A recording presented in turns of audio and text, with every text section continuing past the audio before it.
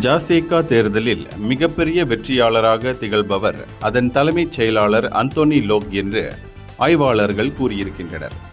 ஜாசேகாவை 3ஆம் தலைமுறை தலைமைத்துவம் வழிநடத்த வேண்டும் என்று அவர் விடுத்துள்ள கோரிக்கை நல்ல பலனை அளித்துள்ளது என்று தஸ்மானியா பல்கலைக்கழகத்தைச் சேர்ந்த ஜேம்ஸ் சின் கூறினார். ஜாசேகா மத்திய செயலவையில் பல இனங்களை கொண்ட இளம் தலைவர்கள் இடம்பெற வேண்டும் என்பதில் அவர் வெற்றியும் பெற்றுள்ளார்.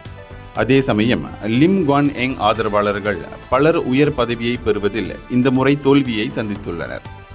லிம்மின் தங்கை லிம் ஹுய் இங் உட்பட அவருடைய முக்கிய ஆதரவாளர்கள் தோல்வி கண்டிருப்பதால் அவருடைய செல்வாக்கு கட்சியில் குறைகிறது என்று சின் கருத்துரைத்தார். லிம் குடும்பத்திற்கு எதிரான இயக்கம் நல்ல முறையில் நடந்திருக்கிறது. லிம்மின் தங்கையும் அவருடைய ஆதரவாளர்களும் வெற்றி பெறவில்லை என்பதை நீங்கள் காண்கிறீர்கள் என்று அவர் சொன்னார். மத்திய செயலவைக்கு குவான் எங் தேர்வு பெற்றாலும் அவருக்கு முக்கிய பதவி கிடைக்கவில்லை. கட்சி ஆலோசகராக நியமனம் பெற்றுள்ளார். மத்திய செயலவைக்கு தேர்வு பெற்ற 30 வேட்பாளர்களுள் லிம் குவான் எங்கிற்கு 26வது இடம் கிடைத்தது. அவர் மொத்தம் 1719 வாக்குகள் பெற்றுள்ளார். இந்த நிலையில் கோபிந்த் சிங் டியோ ஜாசேகா தலைவராக நியமனம் பெற்றுள்ளார்.